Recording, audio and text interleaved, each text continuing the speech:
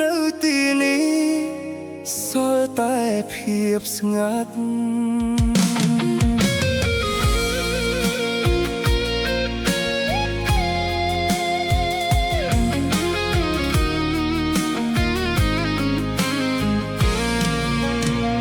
រាត្រីស្ងប់ស្ងាត់បងនៅម្នាក់ឯងមើលភ្លៀងធ្លាក់លើផ្លូវធ្លាប់ដើរអង្គុយមើលរូបថតចាស់ចាស់តែម្ចាស់បេះដូងបែរជាបាត់ទៅចង់ភ្លេចអូនតែចិត្តមិនព្រមបិទចម្រៀងនៅតែមានឈ្មោះអូនមនុស្សដែលបងស្រឡាញ់ជាងគេថ្ងៃនេះបែរជាคล้ายជាមនុស្សដទៃប្រាប់ថាឈប់គិតឈប់យំតែបេះដូងនេះមិនស្ដាប់អូនដឹងទេបងនឹកអូនខ្លាំងប៉ុណ្ណារាល់យប់បងនៅ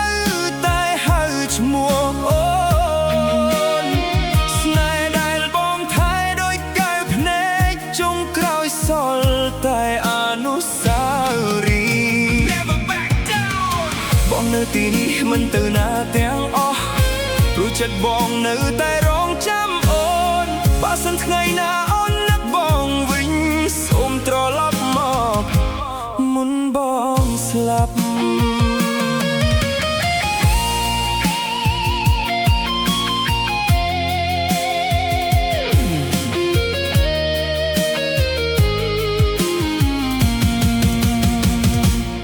មិត្តភក្តិយើងតែងសួរពីអូនបងបានត្រឹមញញឹមមិនហ៊ាននិយាយអី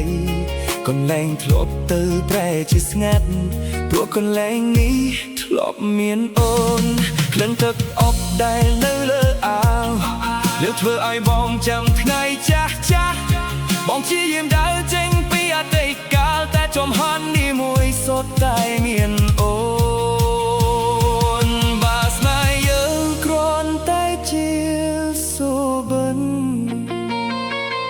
ហេតុអ្វីបងឈឺចាប់ដល់ថ្នាក់នេះអូនដឹងទេបងនឹកអូនខ្លាំងប៉ុណ្ណារាល់យប់បងនៅតែរស់ជាមួយការចងចាំបេះដូងដែលធ្លាប់មានពន្លឺថ្ងៃនេះសល់តែភាពបែកកា